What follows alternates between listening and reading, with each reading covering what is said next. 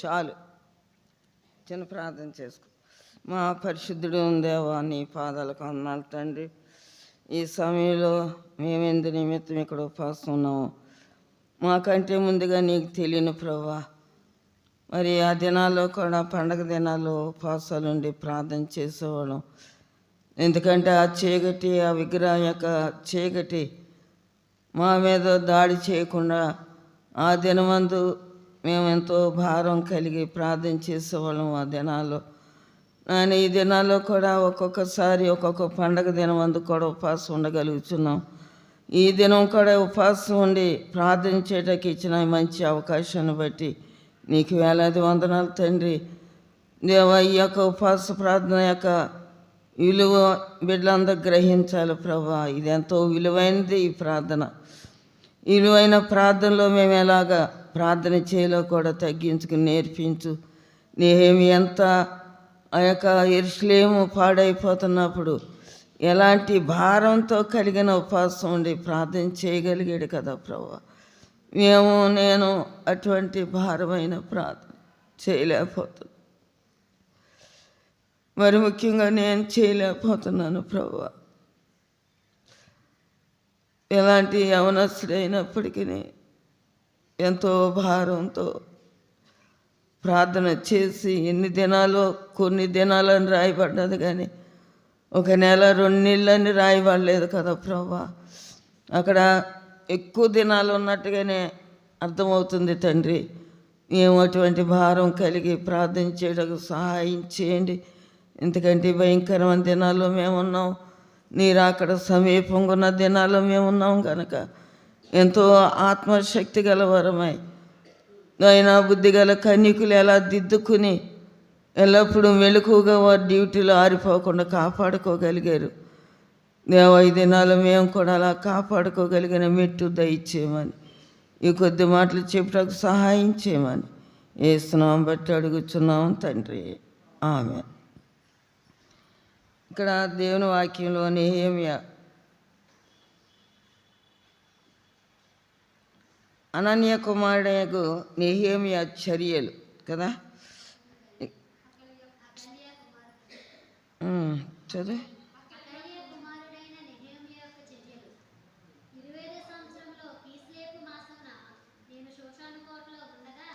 ఏ మాసం అది? ఎన్ని? షూషాను కోటలో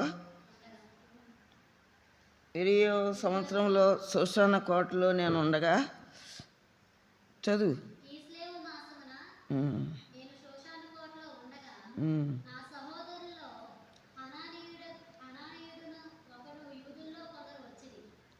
ఇక్కడ నెహెమ్యా గురించి వాక్యం చదవకుండా చెప్పేయగలను కానీ ఇక్కడ నెహెమ్యా అనే ఒక యవనస్తుడు మరి షూషాను కోటలో ఒకసారి మీకు చెప్పే ఉంటాను ఇది. అతను ఎందు నిమిత్తం షూషాను కోటకి వెళ్ళవలసి వచ్చింది. ఎందు నిమిత్తం వెళ్ళాడంటే అప్పుడు ఇశ్రాయేలు ప్రజలు అవిధేయులుగా ఉన్నప్పుడు దేవుడు అనేక రాజ్యాలకి అనేక రాజులకి అప్పచెప్తూ ఉండేవాడు. వాళ్ళ యొక్క అవిధేయత యుద్ధంలో ఓడిపోయినప్పుడు ఈ యొక్క దేశస్తులందరూ కూడా ఎవరైతే గెలిచారో వాళ్ళని ఇశ్రాయేలు ప్రజల్ని దోసుకుని వెళ్ళిపోయి అక్కడ వాళ్ళకి పరిచర్య చేయించుకునేవారు పనులు. అలాగే అలాంటి వాళ్ళు ఇక్కడ నెహెమ్యా కూడా ఎక్కడున్నాడు? ఆయన దేశంలో లేడు, ఇశ్రాయేల్ దేశంలో లేడు. ఎక్కడున్నాడు? షూషాను కోటలో ఉన్నాడు. ఆ షూషాను కోటలో ఉన్నప్పుడు మరి ఎప్పటికప్పుడే యెరూషలేము యొక్క యోగక్షేమములు తెలుసుకుంటూ ఉండేవాడు. నేను షూషాను కోటలో ఉన్నాను కదా, నాకు అన్నీ బాగానే ఉన్నాయి. మరి షూషాను కోటలో ఏ ఉద్యోగం చేసేవాడు? రాజుకి గిన్నె అందించేవాడు. రాజు గిన్నె అందించే ఉద్యోగం అంటే ఎంతో విలువైంది. ఎంతో నమ్మకంగా ఉంటేనే, ఎంతో జాగ్రత్తగా వాళ్ళు మంచి యథార్థవంతులు, రాజుకి ఏ నష్టం చేయని అన్న వాళ్ళనే అక్కడ రాజుకి గిన్నె అందించేవారుగా పెట్టేవారు.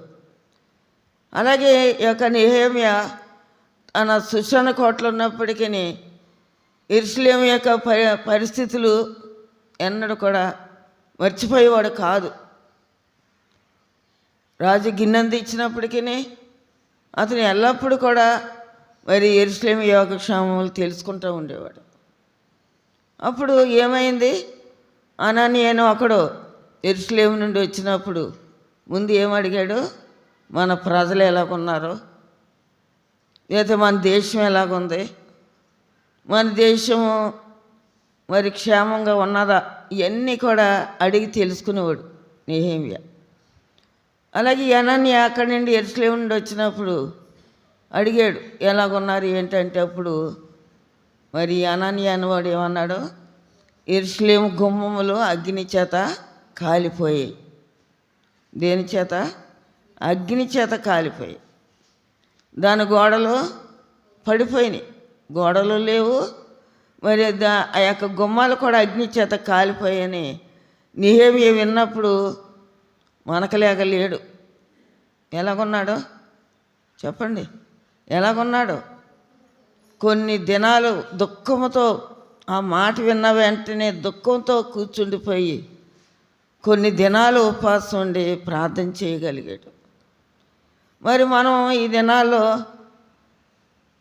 అనేక మంది గుమ్మాలు కాలిపోతూ ఉన్నాయి, సైతాన్ని కాల్చేస్తుంది. దేవుడు ప్రవేశించిన మన హృదయం అనే గుమ్మము దేవుని ఆత్మ లేకుండా కాలిపోతుంది. సైతాన్ని ఏం చేస్తుంది, తను వశపరుచుకుంటుంది ప్రతి వాళ్ళని కూడా, మామూలుగా కాదు. దేవుని దగ్గరికి వచ్చిన వాళ్ళని వశపరుచుకుంటుంది, దేవుని దగ్గరికి రాని వాళ్ళని కూడా వశపరుచుకుంటుంది, బోధ చేసేవాళ్ళని వశపరుచుకుంటుంది, వినేవాళ్ళని కూడా వశపరుచుకుంటుంది కదా. ఎలాగ వశపరుచుకుంటుంది? నీతి లేకుండా,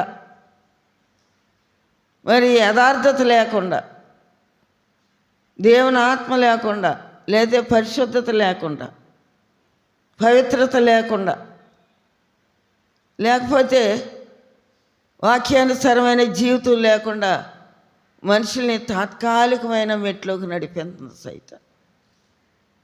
మరి నెహెమ్యా సుషాన కోటలో ఎంతో ఆరోగ్యంగానో మంచి ఉద్యోగం చేసేవాడుగానే ఉన్నాడు, కానీ ఎన్నడూ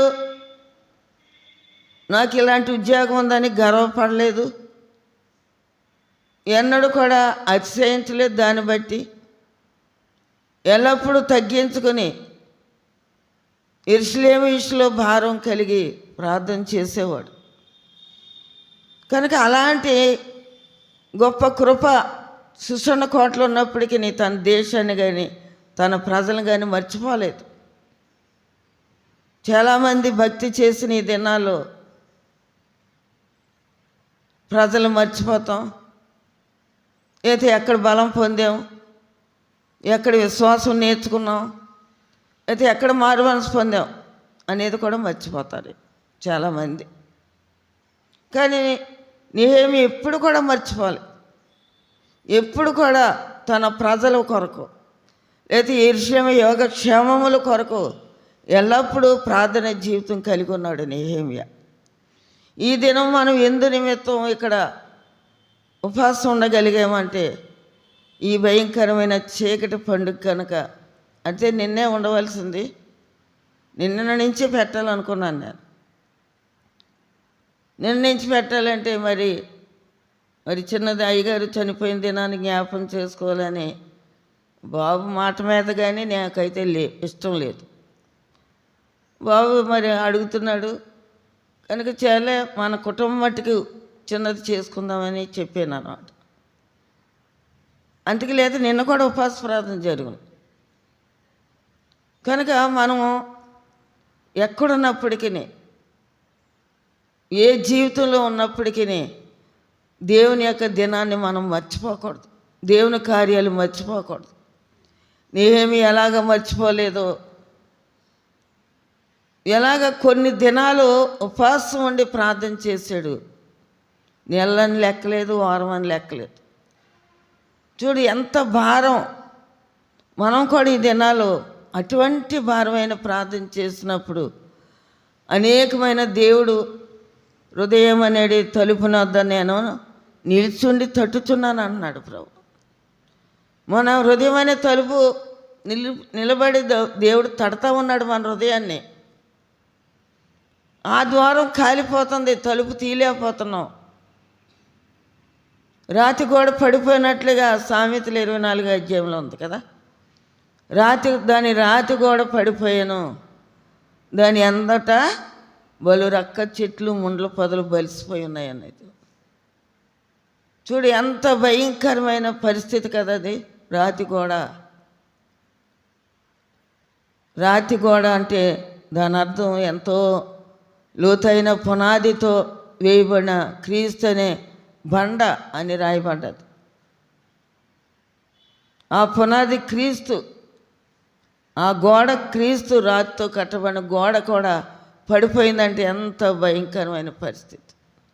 ఎందుకంటే ఇలాంటి ఉపవాస ప్రార్థనలు లేవు, దిద్దుకోలు లేదు, పశ్చాత్తాపం లేదు. అయ్యో నేను ఈ తప్పులో ఉన్నానే. ఏ చిన్న పాపం అడ్డైనా మనం దేవుని రాజ్యంలో చేరలేం.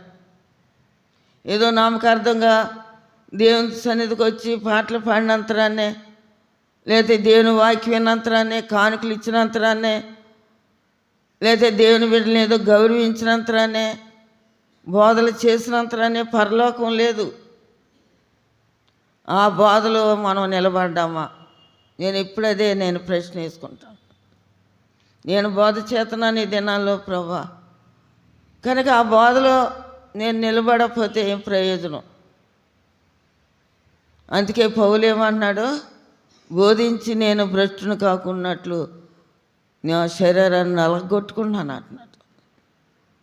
కనుక బోధించి మనం భ్రష్టులు కాకూడదు, విన్నవాళ్ళు భ్రష్టులు కాకూడదు. పేతురు రాసిన గ్రంథంలో ఏముంది? దేవుని ఇంటి యొద్దే తీర్పు ఆరంభమైతే ఔదేలు మారుమనసును పొందని వారి పరిస్థితి ఏంటి? కనుక దేవుడు బోధించే వాళ్ళ ఇంటి దగ్గర, విశ్వాసమైన మన ఇళ్ళ కాడ దేవుని తీర్పు ఆరంభమైతే ఔదేలు పాపి ఎక్కడ నిలబడతారు? మనమే ఔదేలుగా ఉంటే, ఏమి ఇలాంటి భారం లేకుండా మనం జీవించినట్లయితే ఎంతోమంది రక్షణ లేనివారు, ఎంతోమంది మార్పు లేనివారు ఉన్నారు ఈ లోకంలో. నేను అనేకసార్లు దేవుని సన్నిధానంలో ప్రార్థన చేత నిన్న ఆత్మలు నరకానికి వెళ్ళిపోతున్నాయి ప్రభా, ఎందుకు అసలు నరులు పుట్టించావు? ఇంతమంది నరకానికి వెళ్ళిపోతున్నారు ఏంటి ప్రభా అని అడుగుతూ ఉంటాను దేవుని. నేను ఎన్ని ఆత్మలు అప్పటికప్పుడు యాక్సిడెంట్ అయ్యి చనిపోయిన వాళ్ళు, తీరని వ్యాధులతో చనిపోయిన వాళ్ళు, ఎన్ని ఆత్మలు నరకానికి వెళ్ళిపోతున్నాయి ప్రభా. ఎంతమంది అయినా ఆకర్షించుకుంటుంది పాతాళం కదా, ఎంతమందినైనా కూడా ఆకర్షించుకుంటుంది. మనకి ఈ దినాల్లో దేవుని వాక్యం బోధించబడుతున్న ఈ దినాల్లో మనం ఎంతవరకు దేవుని వాక్యానికి విధేయులమై ఉంటున్నాం, ఎంతవరకు మనం తగ్గించుకుని, ఎంతవరకు మనం దిద్దుకొని, ప్రతి దినము కూడా మనం దిద్దుకోకపోతే మనం నిలబడలేం. మనం దిద్దుకున్నప్పుడే, ప్రతి దినము దేవుని సన్నిధానంలో కన్నీరు కార్చినప్పుడే ప్రభువా నేను తగిన వాడు కాదు. అందుకే దావీదు కూడా ఏమన్నాడు, నేను రాజుగా చేయడానికి నేను ఏమాత్రం వాడిని అని తగ్గించుకున్నాడు. నేను తగినవాడిని అని అనుకోలేదు అసలు. దావీదులో భక్తి ఉంది. చిన్నప్పటి నుంచి తండ్రి గొర్రెలు మేపిన కాడించి కూడా ఎంతో దేవుని యందు భయభక్తులు కలిగి పాటలతో ఆ గొర్రెలు మేపినప్పుడు, సింహాలు ఎలుగుబంట్లు వచ్చినప్పుడు వాడి నోర్లు పిగిలించి వాడిని విడిపించగలిగిన భక్తి గలవాడు దావీదు. అలాంటి వాడిని దేవుడు రాజుగా చేసినప్పుడు మరి ఏమన్నాడు, నేను ఏమాత్రం వాడిని ప్రభువా నన్ను ఈ స్థితిలో పెడతాకి, నేను తగిన వాడు కాదు. అలాగే మనం నేను తగినదని కాదు, నేను తగిన వాడిని కాదని మనం దిద్దుకోవాలి. మనం ఎన్నడూ తగిన వారం కాదు. యోహాను కూడా, శిష్యుడైన యోహాను, నా వెనుక వచ్చేవాడు నాకంటే శక్తివంతుడు, ఆయన చెప్పుల వారు కూడా ఇప్పడానికి నేను యోగ్యుని కాదు. చూడు, నిజంగా దేవుని సన్నిధానంలో దేవుడు ఇంత భాగ్యం మనకి ఇచ్చినప్పుడు మనం దేవుని దృష్టిలో దేవుని దగ్గర మనం ఎన్నికైన వారమేనా? ఆయన వెలుగు దగ్గరకు వచ్చినప్పుడు మనం ఎన్నికైన వారుగా ఉన్నామా? మన హృదయం అనే దూరం కాలిపోతూ ఉన్నది. మన రాత కూడా దేవుడిచ్చిన రక్షణ అనే ఆ కృప కలిగిన ఆత్మశక్తి కూడా కాలిపోతుంది. అందుకే పాటలో కూడా ఉంది కదా, ఆత్మాదీపమును వెలిగించు యేసు ప్రభు, ఆత్మాదీపమును. ఈ దినాల్లో మన ఆత్మదీపం ఆరిపోయింది. ఈ భక్తుడు ఎంతో ఆత్మీయంగా ఈ పాట కట్టగలిగాడు. ఎందుకంటే ఈ దినాల్లో మన ఆత్మీయ దీపం ఆరిపోతూ ఉంది. దాన్ని తిరిగి మనం వెలిగించుకోవాలి. ప్రభువా, నా ఆత్మీయ దీపం ఒకప్పుడు వెలుగుతున్న ఈ దీపం ఆరిపోయింది. ఒకప్పుడు నువ్వు ప్రవేశించే ఈ ఆత్మీయ గుమ్మం కాలిపోతుంది ప్రభువా. ఈ మారు మనసు అనే ఈ రక్షణ అనే గోడ కూలిపోతుంది. రాతి గోడ పడిపోతుంది. దాని గోడలు పడిపోయి దాని గుమ్మాలు అగ్ని చేత కాలిపోయింది. హిందువులైన వాళ్ళు ఈ పండుగలు ఎంతో శ్రద్ధ భక్తులతో చేస్తారు. మనమైతే హృదయం కడుక్కోవాలి, కానీ వాళ్ళు శరీరాన్ని కడుక్కుంటారు పూజలు చేయటానికి. ఏ మలినం ఉండకూడదు, మురిగ్గా ఉండకూడదని. సంవత్సరానికి ఎన్నో పండుగలు చేస్తారు. మనం ఒక్క క్రిస్మస్ చేయటానికి ఎంత కష్టపడిపోతాం. అప్పుడప్పుడు అనుకుంటాం, మేము ఇన్ని పండుగలు ఎంత ఓపికగా చేస్తారు వీళ్ళు. ప్రతి పండగకే పప్పులు వండుకుంటారు, ప్రతి పండగకే కొత్త బట్టలు కడతారు. వాళ్ళు గుళ్ళకి సందాలు పోగు చేస్తే ఇస్తారు, ఇసుకోరు. మేము ఇవ్వాలా, మాకు అత్తమాల మీరు చేతే చేయండి అని అనరు. ఇంకా వేడిగ్గా ఇంకా ఘనంగా వాళ్ళ పండగలు చేయాలని వాళ్ళు ఇంకా కానుకలు ఎక్కువ కూడుకుంటారు. మనం ఒక్క పండగ చేయటానికి ఒక క్రిస్మసే మనం కొద్దిగా డెకరేషన్ ఎక్కువ చేసుకుంటాం. మనం ఆ పండగ రోజుని పాత బట్టలు వేసుకోం కదా. ప్రతి వాళ్ళు సప్పో చేసైనా కొత్త బట్టలు కొనుక్కుంటారు, ఎంత లేనోళ్ళైనా. మన డెకరేషన్ కూడా మనం ఎందుకు కొత్తగా ఎందుకు కొనుక్కోకూడదు? ఒకే పండగ కదా. దేవుని రాజ్యం కొరకు అనేక మంది బట్టలు అమ్ముకుని బైబిల్ కొనుక్కున్న వాళ్ళు ఉన్నారు. దేవుని రాజ్యం కొరకు మనం ఏం చేయగలుగుతున్నాం? అయ్యో, దేవుని రాజ్యం కొరకు నేను బట్టలైనా మానేసి నేను దేవుని రాజ్యం కొరకు ఖర్చు పెడతాను అన్న వాళ్ళు ఎంతమంది ఉన్నారు ఇక్కడ? మాకు ఎలా కొత్త డబ్బులు అనేవాళ్ళే ఉన్నారు. అలాంటప్పుడు మన హృదయమైన గుమ్మం కాలిపోవటం కదా, మన గోడలు పడిపోవటం కదా. దేవుని యొక్క నీతి ఉన్నప్పుడు బట్టల కంటే అన్నిటికంటే దేవుని రాజ్యం కట్టబడటానికి మనం ప్రయాసపడాలి. ఈ మందిరం కట్టినప్పుడు నా చెవిదిద్దులు అప్పుడు నాకు చెవిదిద్దులే ఉండి, అదైనా ఒకరు చేయించి ఇచ్చారు నాకు. ముందుగా నేనే ఆ చెవిదిద్దులు ఈ మందిరం కట్టడానికి ఇచ్చాను. అయ్యగారికి ఒక సైకిల్ ఉండేది, ఆ సైకిల్ కూడా అమ్మేసి ఈ మందిరం కట్టడానికి ఉపయోగించాం. అలాగా మాకు లేకపోయినా దేవుని రాజ్యం కొరకు ప్రయాసతో ఈ సేవ కట్టగలిగాం. ఎప్పుడు సణుక్కోలేదు, ఎప్పుడు ఇసుకదాలు చెందలేదు, ఎప్పుడు బట్టలు లేవు అని కూడా ఎప్పుడు నేను దిగులు పడేదాన్ని కాదు.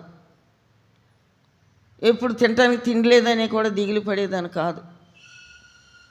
ఆ విధంగా ప్రయాసతో కన్నీరుతో ఈ సేవ కట్టబడ్డది, మామూలుగా కట్టబడలేదు. దేవుని వాగ్దానాలతో దేవుని పిలుపుకు లోబడి ఈ సేవ కట్టబడ్డది, కానీ డబ్బు మీద ఆనుకుని కాదు. ఎవరు డబ్బులు ఇవ్వండి అని ఎప్పుడు మేము చేతులు చాపలేదు. మీరెంత తీసుకోండి అని ఇదివరకు అయితే కొత్త సంవత్సరం చేసినప్పుడు అందరూ డబ్బులు వేసుకుని కొత్త సంవత్సరం చేసేవారు. ఇప్పుడు అది కూడా లేకుండా చేశాను. ఎవరిని కూడా ఒక పైసా కూడా అడగలేదు, అడగను కూడా. మా పిల్లల్ని కూడా అడగలేదు నేను. మీరేమి చేయలేదు, మీరేమైనా ఇస్తారా అని కూడా జనవరి 1కి నేను అడగలేదు. ఎంత ఖర్చు అయింది ఆ రోజు? 16,000 అయింది. దేవుడే ఇస్తాడు అంతే. దేవుడు తెలియని విధంగా ఆ దినానికి కావాల్సిన దేవుడు ఇచ్చాడు. అంతేగాని ఎవరి మీద ఎప్పుడు కూడా ఆనుకునే పరిస్థితి కాదు. దేవుడు ఇస్తేనే దేవుడు వాగ్దానాలు ఇచ్చాడు. వాగ్దానం ప్రకారంగా దేవుణ్ణి అడుగుతాం, దేవుడే చూసుకుంటాడు అంతే. మొదటి దినాలు అయితే 25 రూపాయలు అలాగే వేసుకునేవారు, 25 రూపాయలు. దేవుడు అలా నడిపిస్తున్నాడు. మన ఆత్మీయ గుమ్మం కాలిపోయినప్పుడు, మన రాతి గోడ పడిపోయినప్పుడు దీని విషయంలో భారం ఉండదు మనుషులకి. సేవ విషయంలో మనకున్నా లేకపోయినా దేవుని కొరకు ఖర్చు ఇవ్వాలి, దేవునికి ఇవ్వాలి. మనం దేవుని రాజ్యాన్ని కట్టాలి, అనేకులను ఆకర్షించుకోవాలి, అనేకులను ప్రేమతో పిలిచి దేవుని వాక్యం వినిపించాలనే గ్రహింపు లేదు మనకి. హిందువులైతే అలా కాదు. వాటికి జీవం లేని విగ్రహాలు పూజించినప్పటికీ వారు పండగల విషయంలో వాళ్ళు బంధువులు పిలుచుకుంటారు, వాళ్ళ బిడ్డలను పిలుచుకుంటారు, మరి లేకపోతే ఇంకా వాళ్ళకున్న సమస్తం కూడా వాళ్ళ బంధువులు అందరిని పిలుచుకుని పండగలు చేసుకుంటూ ఉంటారు. మనకు అలాంటిది అవసరం లేదు. మనకున్నదే మన ఇరుగు పొరుగు అని పిలిచి దేవుని వాక్యాన్ని వినిపించడం మనకు బాధ్యత ఉన్నది. ఏ బాధ్యత మనం నెరవేర్చలేకపోతున్నాం కనుక ఈ దినం ఉపవాస ప్రార్థన, ఈ భయంకరమైన పండగ జరుగుతుంది. ఆ చీకటి మన మీద ఎక్కడ ఏలుబడి చేయకూడదని ఈ దినం ఉపవాస 2 దినాలు పెట్టాలని అనుకున్నాను. అసలు సమయం చాలదంది విశ్రాంతిని అడిగితే. కనుక మనం ఎంతో భారం కలిగి, నెహెమ్యా ఎలాంటి భారం కలిగి ఉన్నాడు. తన దేశం విషయంలో, తన ప్రజల విషయంలో ఎంత భారం. పోరాడాడు తిరిగి మందిరం కడతానికి, ఆ గుమ్మాలు నిలబెడతాకి. ఆ టోవియర్ సనబట్లు వచ్చి ఎంతో నష్టం చేయాలని చూశారు. కానీ ఓ ప్రక్కన ఈటి పట్టుకున్నాడు, ఓ ప్రక్కన తాపి పట్టుకుని పోరాడాడు. ఖడ్గం పట్టుకున్నాడు, దేవుని ఆత్మ అనే ఖడ్గం, ప్రార్థన అనే ఖడ్గం పట్టుకుని ఆ యొక్క మందిరాన్ని గోడలు కట్టగలిగాడు. మనం ఈ దినాలు అలాంటి ప్రార్థన శక్తి కలిగి ఉన్నామా? దేవుని రాజ్యం అనే గోడలు మనం కట్టగలిగితేనే మనకి ఎంతో దేవుడు కృప చూపుతాడు. దేవుని సన్నిధానంలో మనం చేసిన కార్యాలు రాయబడి ఉంటాయి. మనం ఎందుకు అటువంటి పట్టుదలైన భక్తి చేయలేకపోతాం? అటువంటి పట్టుదలైన ప్రార్థన మనం ఎందుకు చేయకూడదు? దినాలు మాటికి ఉపవాసాలు జరుగుతూ ఉండి, ఉపవాస ప్రార్థన ద్వారానే ప్రతి కార్యం కూడా జయించగలిగే శక్తిని దేవుడు ఇచ్చేవాడు. తిరిగి మనం ఆ విధమైన భక్తిని ప్రారంభించాలంటే ఉపవాస ప్రార్థన ద్వారా ముందుగా ఉపవాస ప్రార్థనలో దిద్దుకోలు ఎవరి మీద మనం ఎట్టి ఆయాసం అనేది ఉండకూడదు. ఎవరి మీద ఎట్టి బాధ పెట్టుకునే పరిస్థితి ఉండకూడదు. నీ శత్రువులను ప్రేమించమని దేవుని వాక్యం సెలవు. అది మన యొక్క దేవుని యొక్క గుమ్మం తెరిచేవాళ్ళం అవుతాం. కాలిపోయిన గుమ్మాన్ని తిరిగి బాగు చేయటం, మన శత్రువుల కొరకు కూడా మనం భారమైన ప్రార్థన చేత ఉండాలి. క్షమించి వాళ్ళని 23వ కీర్తనలో ఏముంది? నీ శత్రువులు ఎదుట నీకు ముందు ఆహారం సిద్ధపడతానని ఉంది. కనుక మన శత్రువుల దగ్గర దేవుడు మనకు ముందు ఆహారం సిద్ధపరచాలంటే మన శత్రువుల ఎదుట మనం ప్రేమించి వాళ్ళ కొరకు ప్రార్థించాలి. ద్వేషం ఉండకూడదు, అసూయ ఉండకూడదు, ఒకరిని చూసి ఒకరు వారవలేనితనం ఉండకూడదు. ప్రతి వాళ్ళని మనం ప్రేమించి వాళ్ళు మీ యొక్క సత్ప్రవర్తనే వాళ్ళకి వాక్యం అని దేవుని వాక్యంలో ఉంది. వాక్యం కూడా అవసరం లేదు, మన ప్రవర్తన బట్టి అనేకులు దేవుని దగ్గరికి ఆకర్షించబడతారు. కనుక నెహెమ్యా ఇన్ని దినాలు ఉపవాసం ఉండి ప్రార్థన చేసి రాజాజ్ఞ రాణి ఆజ్ఞ పొంది తిరిగి తన దేశం వెళ్ళి యెరూషలేమును ఎలా కట్టగలిగాడో తిరిగి మనం ఈ సేవను కట్టాలంటే అటువంటి ప్రార్థన జరగాలి. అది నా ఆశ. అలాంటి తగ్గింపుతో కూడిన ప్రార్థన, విరిగి నలిగిన హృదయంతో కూడిన ప్రార్థన. నేను తగను ప్రభు అని తగ్గించుకున్నప్పుడు దేవుడు మన పైకెత్తాడు, మన సేవను కూడా పైకెత్తాడు. ప్రార్థన చేసుకుందాం. ఒక్కొక్కరు లేచి నిలబడి ప్రార్థన చేయండి.